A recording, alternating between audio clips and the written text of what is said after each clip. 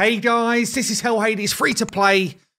Guys, I think we've got a path to the next fusion on my free to play, and it comes in the form of Raid Generosity, which is very unusual. So what's going on here? We've got, it's Raid's 5th anniversary. I'm going to show you some stuff on the free to play. So I've not really done a catch up on it in a while, and yeah, talk you through what the hell's going on. So it says here, Raid is celebrating its 5th anniversary, which we know. That's why we got the whole new Bastion and stuff. We're marking a milestone this year with the Festival of Creation, a huge party, events, themed stuff, all that sort of stuff. Get you in the party mood. We love it. Our host of this boisterous festival, Armands. I've done videos on Armands already. I actually saw this weird take on Facebook in one of the raid groups. It was like a guy who I guess is not endgame was saying, oh, Armands is only live arena and endgame. It's a weird take, honestly, because I think it's the opposite. I think Armands is so insane for anyone early to mid-game. It's crazy. End-game, probably people have got tools that surpass what Armand needs you to do. Like, you know, you probably got seer team set up and stuff like that as an end-game player. Armands for the mid-game is just like, see you later waves. That's basically what he is, okay? Anyway, I've done a video on it, and yeah, I just thought it was a very weird take on what was going on. We've got a world-famous bard, fortune teller, fighter, and showman. Yes, charismatic, all of that good stuff. Anyway, let's see what it says here. It's also not an anniversary celebration without a special gift. This is what I want to talk about. To all of our wonderful players, this year's gift is not your average box of goodies, so don't miss it when it's live.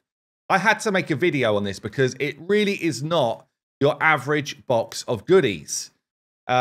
Let's go into this, see if I can show you it already. Do I have it on my free-to-play? I've got it on my main account already. Do I have it on the free-to-play? I thought that I did.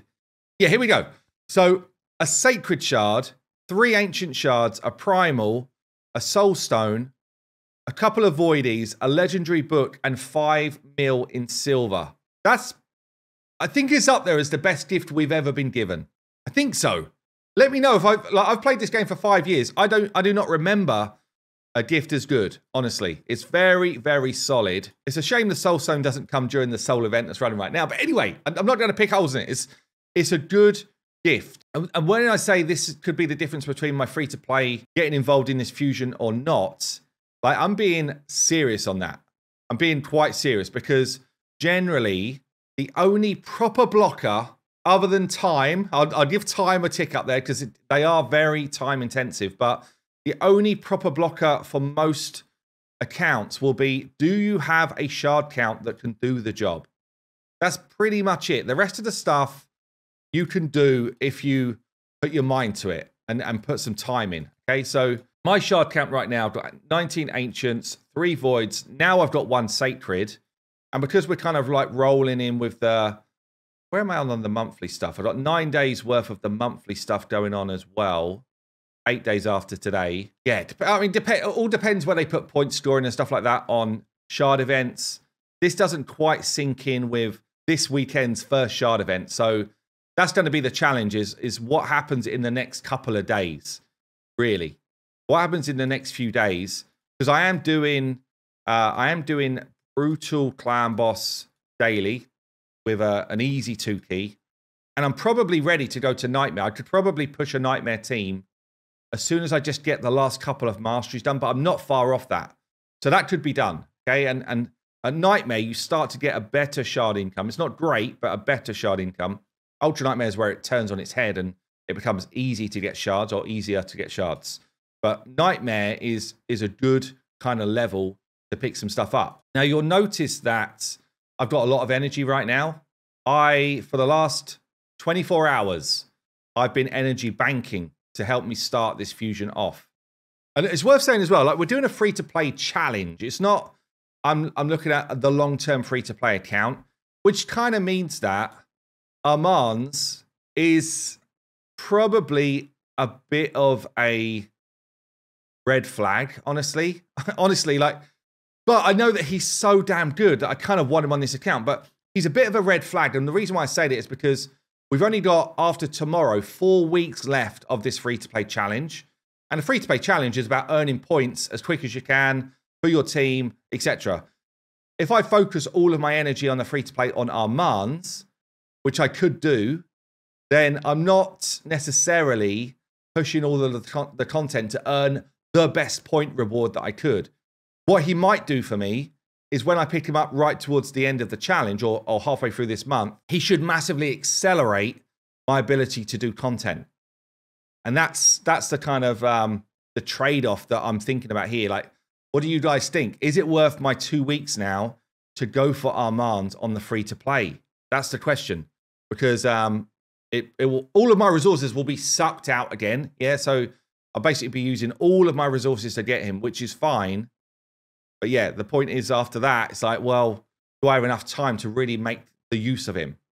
But anyway, he's definitely like going to be a solid champion. You'll notice that not only was I energy stacking, I'm energy holding in anything else where I could for this kind of like build up to this moment.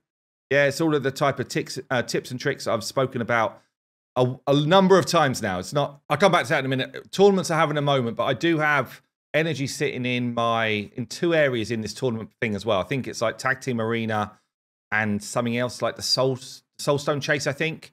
So I've got extra energy sitting in there. I've got quite a decent amount of clan gold, but we didn't get energy this week. So I can decide how I'm going to like disperse my clan gold to get better rewards out of that. You know, there's a lot going on, which I've kind of like just set up to enable me to have a decent shot here. I've also, over the last few days, before I started energy saving, I've gone into Nightmare Campaign and started to just 3-star out a bunch of the Nightmare Campaign stuff. So I think, I mean, I'm pushing it quite easily so far, either doing 5-star on White Queen, so a support with a damage dealer. This is why someone like the White Queen was so good for me. I didn't really have a good support, but she's giving shields to my team. She's giving cooldowns back to my damage dealer. So I'm either using this combo or I'm throwing in Dythy here for faster clearing if it's quite easy stuff. And so far, depending on the waves and stuff like that, I'm doing pretty easily. Like, so, no, not to say easy, I'm controlling it. It's not easy, actually, but I'm controlling the fight, which means that I give myself the best possible chance to win. Yeah, so if you like right here, she's done an ally attack. He's not quite such a big deal. I'm holding abilities back for the next wave and hoping that I get some cooldowns back in time. So it's not easy, but it's just me controlling what's going on. This might be a problem. She is a nightmare for me. Who else is a problem? It's not really. I think he is. Just trying to drop people's turn meter so I get my attacks back in time before I get wrecked. It's quite nice. Then we should have our cooldowns back for the final wave. And same idea. Who's my threat here? She could be a problem because of her AoE. And if I push one person's turn meter back, I'll then say, well, who else is a problem? Okay, he might be a problem. Come in with a slam.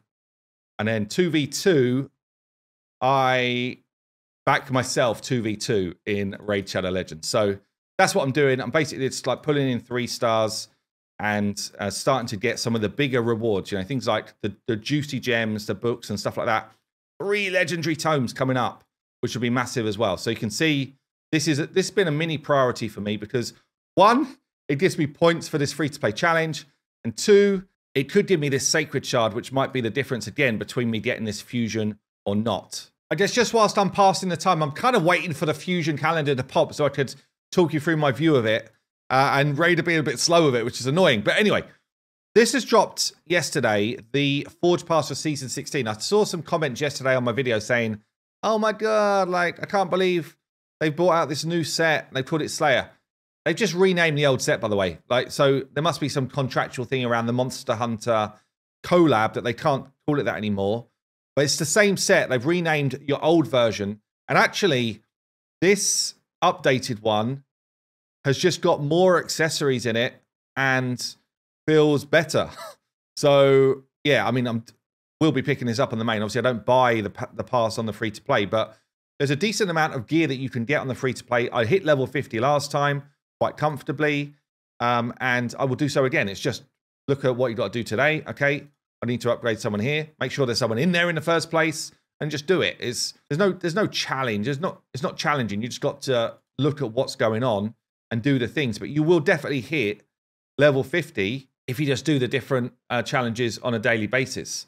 So all I have to do is slightly tweak teams here and there. There's no fights I could do, but slightly tweak the team I would use or whatever, just to make sure that I'm hitting the challenge for the day. But it's pretty comfortable to do. Okay, so we do have the Fusion calendar. Great. Let's see what's going on. Let's see how we do this. So as we knew, there's 4 epics to pick up on these ones. Sometimes these can be hard. Yeah, I'm just going to call it out straight away. Sometimes these can be hard, right? So we've got 4 void epics, which means you're going to need potions to ascend all of those to 5-star before you then create Armands. Okay, that's one thing. You're also, because there's no rares going into the epics, you're not gaining any sort of double bubble on champion training. So that makes it harder than some of the traditional fusions where you go rare into epic into legendary. We're not getting that additional bonus on the champion training event. Now we need what, 100 of each of the fragments to fuse 1 epic. Oh no, hold on a minute. No, what am I saying? When you do get the tokens, you can exactly do that with the champion training. What am I saying? You can absolutely get additional points for the champion training by holding off of fusing these guys. Yeah, so what will happen is they will go into your fragment summon area. So you just want to keep hold of those fragments until the champion training event, because each one of these dudes is going to be 350 points for your champion training event. That's actually a nice little Brucey bonus here, especially as it's coming towards the latter part of the whole fusion. You might even be able to get 3 of them done in that time, which would be 1,000 odd points of champion training, a good chunk, I'd imagine, of what you need. That's good. Okay, that's a good call out. So what's going on? We've got the summon rush here and the champion chase here. They're your 2 summoning events. It looks like they're probably both going to be required unless this hero's path is doable. Last time, it was doable. Okay, last time I got all of the fragments. It was tough. Don't get me wrong, it was tough, but it was doable. And if it's doable again, it could mean that you don't even need summoning events to get this done. Generally, though, as a free-to-player, last time when I got the White Queen, the stuff I found challenging was Dungeon Diver events. Did I have enough energy to get it done? The second summoning event when the first one completely rinsed me dry. And I guess the artifact events, just because it was just like relentless back to back to back needing silver. That was pretty tough. I ended up selling a whole bunch of my stuff. Now, by saying it was doable, I used all of my resources, gems, energy.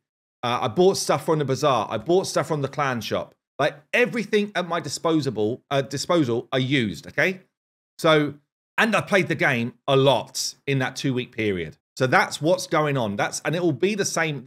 That's normal for the free-to-play experience, unfortunately, okay? It is the normal experience if you want to be able to do these, because you just don't have as many resources, right? So we've got Dragon Tournament here, Champion Training Tournament here. The first Dungeon Divers does not start for a couple of days. So I would advise, you could go at this one of 2 ways, right? You could either say, I'm going to hold all of my energy until Dungeon Diver kicks in, and then I'm going to blast all of this. It's not efficient use of energy because you don't have that kind of regen going on. Yeah, and the regen is actually worth quite a lot of energy throughout your day. But it's not a terrible way to do it either if you think you've got enough energy banked to just like slice through both of these at the same time. You've then got a champion training tournament, which should be live. Hopefully it's live in game right now. I always get confused which one's which. I think the tournaments are where you can earn points with books. Of course, the game is still bugging out, so I can't even check it. I'm pretty sure the tournaments are where you can earn points using books and Ascension as well. It's either the tournament or it's the champion training event, but I'm pretty sure it's a tournament. Check it first, because books could be a quick win for you in the tavern. Yeah, you can earn yourself a lot of points quickly, but don't forget to use the 4 times your points trick when you're doing champion training tournaments. Like, I've called it out 87 times this year, let alone in my raid content creator journey. So make sure you use it. There's umpteen videos where I show this. Champion training is easy if you use the right tricks. Summoning, we'll just have to see what that looks like tomorrow. We've got Artifact Event 1. That's just a silver check. I probably will be buying silver from the clan shop to help me out with that. And I'll probably buy silver from the bazaar every day. Yeah, just as an extra top up. But also make sure you do a good cleanse of your gear. Have you got crap gear just sitting around that you're never going to use? Cleanse it out. Have you got a load of forged materials waiting to be forged, and therefore you can turn those into silver? Yeah, I'm not saying sell it all. I'm saying sell the crap, but you earn a massive amount of silver back from the forge. It's actually a great source of silver, providing you're doing your Doom Tower runs every day, just farming. You can see here I've got a whole bunch of lethal gear. Now, I don't really want 3 or 4-star gear on this account. So all I do is I open it up, flick through it quickly. I'll do that a ton. Yeah, I'll get all of it in. And then I'll go into my champion inventory, check the new stuff. I'll filter out 3-star and just sell it all, because 3-star gear, who the hell wants that? And then the 4-star stuff, I'm just going to be like, is it God tier?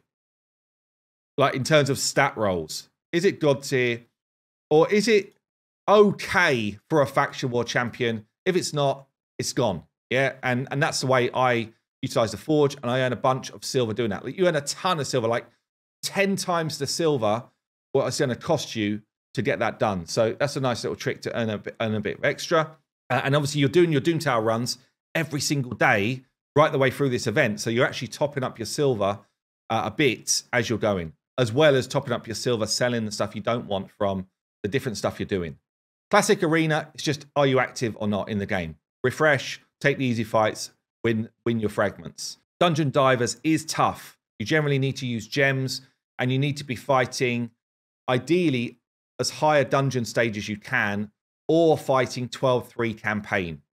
So if you fight dungeon level 20, that's good for Dungeon Divers. If you can fight campaign 12-3 brutal, that's good for Dungeon Divers. In terms of like points for energy, yeah? Coming through here, and it's kind of rinse and repeat, really. Ice Golem, try and fight as high a level as you can. There's good little kind of like energy points. So stage 10, 13, 16, 20. Make sure you get yourself a 100% team for these. And, you know, consistency is king here in terms of using your energy wisely. Finite, same thing. Going through these champion training event, it's probably more about getting into the actual campaign and farming. That will help you with your Dungeon Divers at the same time. And then we've got the champion chase. As I say, we should have a bunch of points in the bag. I'm also buying now, and I wasn't doing this before, but I am buying up these fellas on a daily basis so that I can fuse the other void, Broadmoor. So I can fuse Broadmoor, which is going to give me another 350 points. Yeah, I'm going to buy this today, which is another 300 energy. So I'm just buying everything up, just making it easier for myself as soon as I can. Anything else in there? Spider, if you can't go above stage 16, farm stage 10. Makes it way easier. Very easy tournament if you do that. The stage 10's a bit bugged. And I think that's about it. Hero's Path with extra champion fragments. Summon champions from shards and from soulstones. Okay, not easy. The Hero's Path, unless you have got resources, and we probably haven't. We just pulled all our soulstones because there was an event. We're going to be pulling our shards because of these different things. The question is this going to be easier to get these 50 points or some of the fragments? There'll probably be like blocks of fragments in here. Is this easier than this summon rush plus this champion chase? I would say almost definitely the champion chase is easier because we've got other ways to earn the points. Yeah, through these epics and stuff like that. The summon rush versus the Hero's Path is literally, I don't know. We'll see what the points requirement is like for the summon rush. And then at that moment, you have to make a call based on your resources. Is there enough time? So if you can't get the fragments here, you know you can't. You do not have enough shards. You don't have to pull shards day one, by the way. You could wait right till the last minute and see what your shard count is and work out exactly how many points you can get. Do that. Like, let this work for you. Do that. And if you cannot earn the points right now, there's another, week and a half before the end of Hero's Path. And at that point, you'll be doing the other stuff anyway. It's just playing the game, right? So at that point, you then reassess. Can I get far enough down Hero's Path to earn the points here? It's the best way to do it. Got to make this stuff work for you. Anyway, I think I'm going to go for it on the free-to-play, even if it does hinder my kind of like scoring a bit on this competition we're doing with 4 weeks left, just because I think, you know, if I end up giving this account away, or if I end up continuing playing the account for a while longer, which I probably will, then I think Armand's is just too insane to not pick up. Anyway, let me know what you think. Let me know what you think of the free gift. And yeah, I'll catch you in the next one.